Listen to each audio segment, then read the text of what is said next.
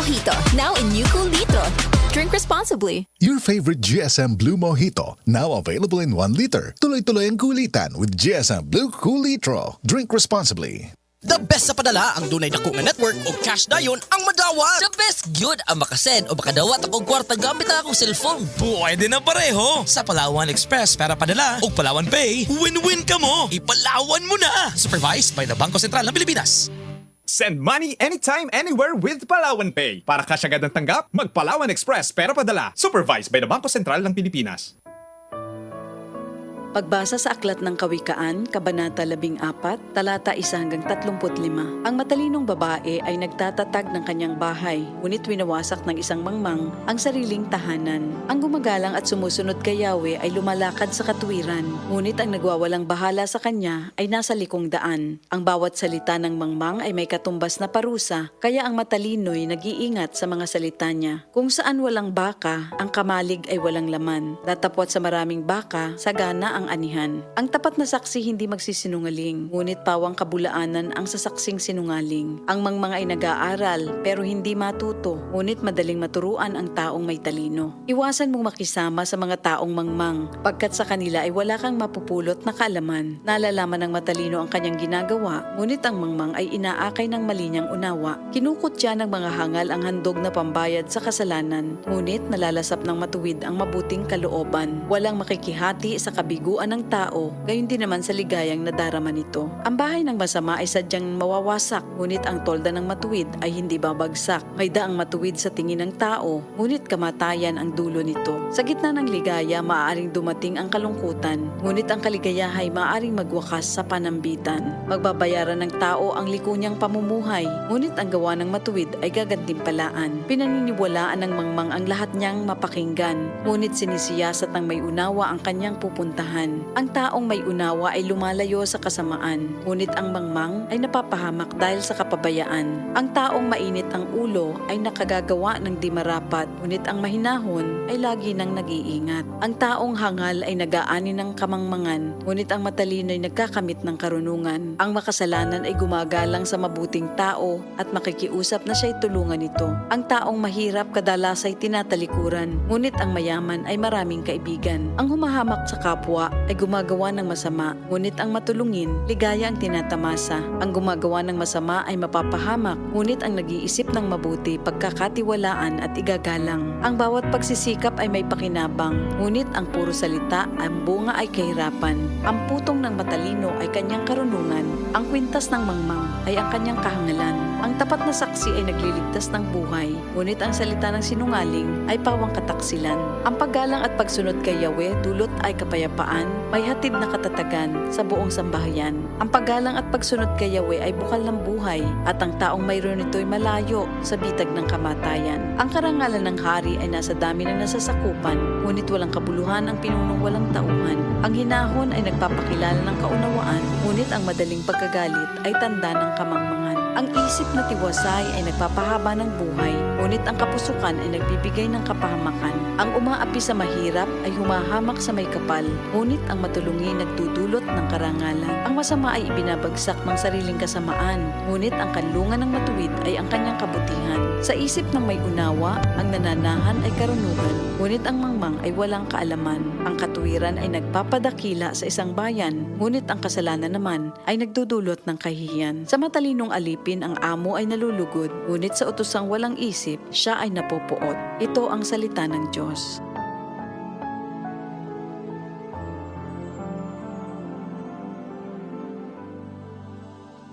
Excellent health, excellent life, EXL Makabuhay Plus. Rosalie Alparo, 55 years old. City, Marbel. Lapit duha ka tuig ang ginabatsyag ko. Wala ko gana magkaon. Hindi ako makatulog. Sakit ang akon nga likod. Sige ko higda. Magbangon ako. Nagalipong ako. Kining akon nga kamot. Bukog panit init. Mahikapan ko na ang akon nga tinai tungod sa kanipis. Sa tunga time, nagapamilin-bili na ako sa akon mga anak. Gitake ko AXL Makabuhay. 3 times a day, 2 capsule. Tubong o, himsog na ang akon nga lawas. Makaobra na ako, makapanilig na ako, makapanglaban na ako. Makabuhay! Excellent health, excellent life sa EXL lamang. Paragis Bila-Bila. Si Cecilia Galagala nisalig sa Paragis Bila-Bila Herbal Capsule. Halos 5 years wala jud ko abdi sa akong binulan nga regla. Pagkabati na ako sa capsule nga bila-bila, gitistingan na ako. Nakahurot ra ko og duha ka pad. Kaloy sa Dios, gidugo jud ko. Tanan jud ng lugwa ang tanan mga hugaw sa akong lawas, baho kaayo nga dugo. Ning lugwa gyud siya. Ako si Cecilia Galagala, taga Puro 4 Ladgaron, Clover. Paragis Bila-Bila. Dili na ka, mag-agwanta pa. Jane De Leon, unsay pamati mo inom og kopi ko blanca? Murag. Mas gentle pa. Gentle! Kopi ko blanca.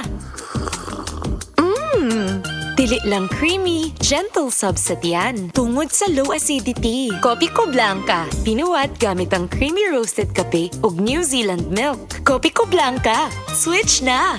Tara at magkape ng Copico Blanca. Not only creamy but gentle sa tummy too. Mula sa number 1, Smart Dishwashing Paste. Ang galing-galing mo! Smart dishwashing paste ko! Pritong ulam na masebo, plato o kaldero. Tanggaling for everyday. Ganyan pag Smart ang dishwashing paste. May double tanggaling formula. Tanggal galing ang sebo at bakterya. Bahid para walang bahid, linis fantastic sa metal at plastic. Number 1 ko to! Tanggaling-galing mo! Smart dishwashing paste. Heavy duty linis bawat pahid.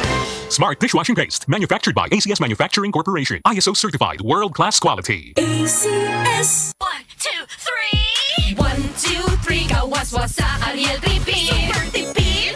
650. Kada laba. Pinakagrabe nga manchar. Di magdugay sa imo. Sa kamaayon niya maglaba. Ariel Repeat ka na. 1, 2, 3. Wash it sa Ariel Repeat. Super tipid. Ang limpyo. Kada laba ay only 650. Palit na o Ariel Tripid! Lab-tested gamit ang Choco Drink ug pita sa cotton ug polyester. Results may vary. Ariel Tripid. Mas tipid na up to 3 times washes. 650 lang kada laba. Bugbugan sa trabaho? Kakayanin mo. Daming tatapusin? Di ka mabibitin. Sa tulong ng Revicon Forte, kondisyon ng katawan maghapon para sa lakas na di kapos hanggang matapos. With proper diet and exercise, Brad.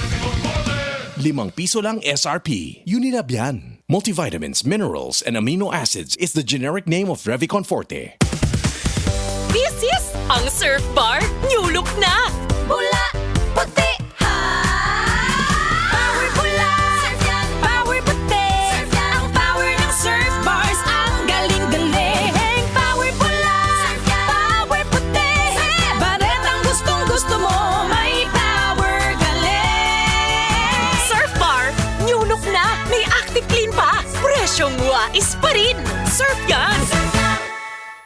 Ako si James Fuentes. Ako po si Jigjig Sabadisto. Dito na tayo sa Max Magaling at Max Pinahusay. Bimeg Integra Wormex. Isang tableta lang. Bilis tanggal ang bulate sa loob ng 2 hanggang 3 oras. Bimig Integra Worm X Max. Kayang patayin ng roundworms, tapeworms, at external parasites. Gamit ang Bimig Integra Power Max. Kakampi mo sa panalo. Must be prescribed by a veterinarian. Piperazine plus niclosamide is the generic name of Worm X. Fenbendazole plus praziquantel plus ivermectin is the generic name of Worm X Max. This news is brought to you by Vino Colafu. Sulit pang chill ka uban ng barkada. Drink responsibly. I don't